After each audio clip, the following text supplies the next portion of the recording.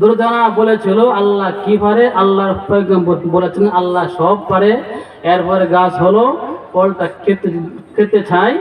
পয়গম্বর বলে, ও বাদশা নামদার, ব্যাঙের মতো লাফাইতে পারবা, কিন্তু আল্লাহর কুদরতি কলা খাইতে পারতা না। তবে হ্যাঁ পারবা, আমি আল্লাহর পয়গম্বর, আমি তোমাকে ওয়াদা দিচ্ছি, তুমি যদি বলো লা ইলাহা ইল্লাল্লাহ তুফলিহুন, তুমি এই কালিমা পড়বা, সফল হয়ে যাইবা।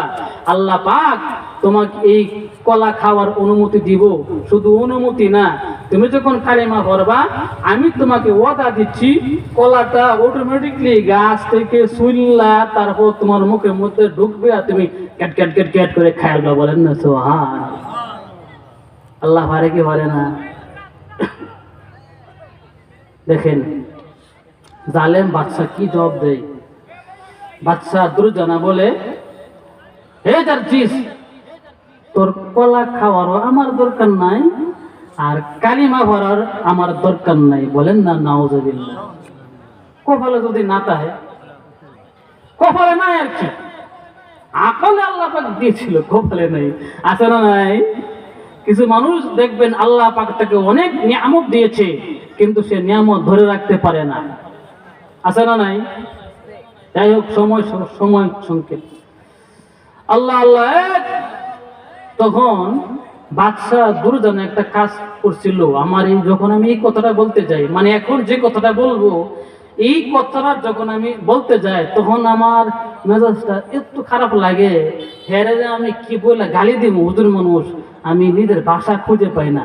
আফসোস লাগে, খুব দুঃখ লাগে, আফসোস লাগে তখন এই কথাটা। আমার ভাইয়েরা, জমজম পানি সারা বিশ্বে পাওয়া যায় কি যায় না? সারা বিশ্বে তো জমজম পানি আমরা বাজারজাত করি, আজ সাহেবরা নিয়ে আসে না?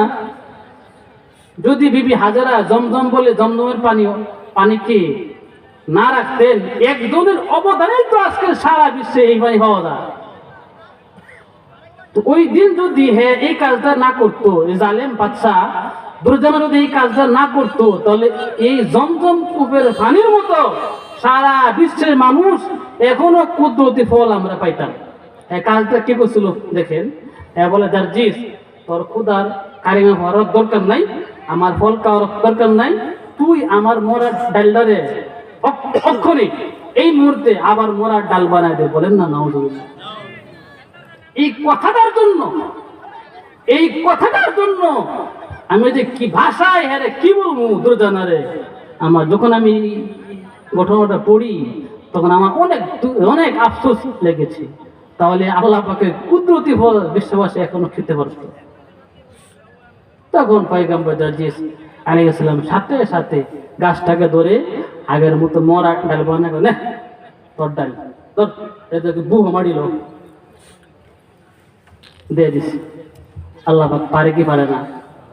যখন দেখলো সর্বনাশ, যার যে প্রকারে জাদু জানে, উপায় নাই, হ্যাঁ তো এলাকার মানুষরে মুসলমান বানিয়ে আনবো, দিস ইজ মাই অর্ডার, গ্রেফতার করে নিয়েছে কারাগারে। সারসংক্ষেপ বলছি, একবার নয় 7 বার আল্লাহর পয়গম্বর কি হত্যা করেছে। আল্লাহর পয়গম্বর জারজিস আলাইহিস সালাম 7 বার আল্লাহ পাক জিন্দা করেছেন, প্রাণ দিয়েছেন। বলেন না সুবহানাল্লাহ। আমাদের আল্লাহ পারে কি পারে না? আমি বলতেছিলাম আলাস্তু বিরাব্বিকুম, 1 নাম্বার জগতের কথা, আলমে আরওয়াহ, রূহের জগতে আল্লাহ পাক জিজ্ঞাসা করেছিলেন, আমি কি তোমাদের রব নই? তখন আমরা সকলেই বলেছিলাম আলু বালা, হ্যাঁ প্রভু, হ্যাঁ আপনি আমাদের রব। কিন্তু দুনিয়াতে আসার পরে কেউ বলতেছে আনা রব্বুকুমুল আলা, আর কেউ বলে আরে আমি তো বড়, আমার এলাকায় আমার সারা কার মত বলে চলে। আসে না নাই? 10 বছরের রাজা, 9 বছরের রাজা, 10 বছরের সাজা। আছে না নাই? 16 বছরের বেড়াগিরি, 16 সেকেন্ডে শেষ। বলেন ঠিক কি ঠিক না? আল্লাহ পাকের কাছে বলেছিল আল্লাহ আপনি আমাদের রব। দুনিয়াতে আসার পরে আর কোন এই কথার হদিস নাই, কোনো কিছু সে মানে না, যা ভালো লাগে মনের খোদা যা বলে তাই সে করে। বলেন ঠিক কি ঠিক না? আমার এর থেকে আলমে আসবাব থেকে ফিরে আসতে হবে, মনে রাখতে হবে আমার রব একমাত্র কে ভাই? আল্লাহ। আমার ভাইয়েরা, আজানের সময় হয়ে যাচ্ছে। এই চার জগৎ থেকে এক জগতের কিছু অংশ আপনাদেরকে শোনালাম। মাঝখানে আপনার আলমে আরহাম তথা মায়ের পেটের জগৎ এটাও থাকলো, আলমে বারজাখ পরকাল জগৎ এই আলোচনাটাও রাখলাম, আলমে আসবাব তথা দুনিয়ার জগতের কথাটাও রাখলাম, আলমে বারজাখ শেষ জগতের দিকে আমি 1 মিনিট আলোচনা করছি, যেহেতু আজানের সময় হয়ে গেছে। আমার ভাইরা, আলমে বারজাখ তথা পরকালীন জগতের শান্তি পেতে হলে আমাদের 2টা কাজ। কয়টা কাজ ভাই? 2টা কাজ। কয়টা কাজ ভাই? 2টা কাজ। 1 নাম্বার ঈমান, 2 নাম্বার আমল। 1 নাম্বার কি? ঈমান। 2 নাম্বার আমল। ঈমানকে ঠিক রাখা, আমলের সাথে জিন্দেগি গ্রহণ করা, আমলের সাথে চলা। আমার ভাইয়েরা, এবার আসুন আমার আলোচনার সারাংশ 1 লাইনে বলে দিচ্ছি।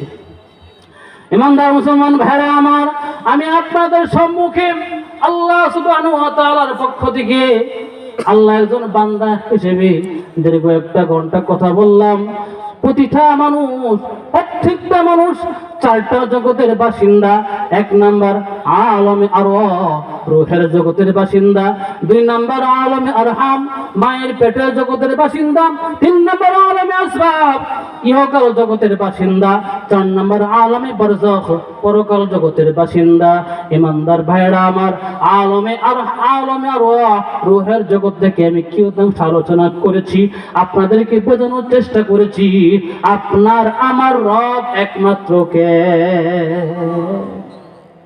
ইমানদার ভাইরা আমার, মাঝখানে আলমে আরহাম, মায়ের পেটে জগতের বাসিন্দা, আলমে আসবাব, দুনিয়ার জগতের বাসিন্দা রেখেছি। 4 নাম্বার আলমে বারজাখ, পরকাল জগতের আলোচনার মধ্য থেকে সংক্ষেপে বলেছি, পরকাল জগতে আপনার আমার শান্তি অর্জন করতে হলে 2টো মাত্র কাজ। 1 নাম্বার ঈমান, 2 নাম্বার আমলে সালেহা। আল্লাহ পাক আমাদেরকে, আমাদের রব একমাত্র আল্লাহ, লা ইলাহা ইল্লাল্লাহ, এবং ঈমান ও আমলের সাথে বেঁচে থাকার, ঈমান আমলে কবরে যাওয়ার তৌফিক দান করুন। ওয়া আখিরু দাওয়ানা আনিল হামদুলিল্লাহি রাব্বিল আলামিন ওয়া মা আলাইনা ইল্লাল বালাগ। আসসালামু আলাইকুম ওয়া রাহমাতুল্লাহ।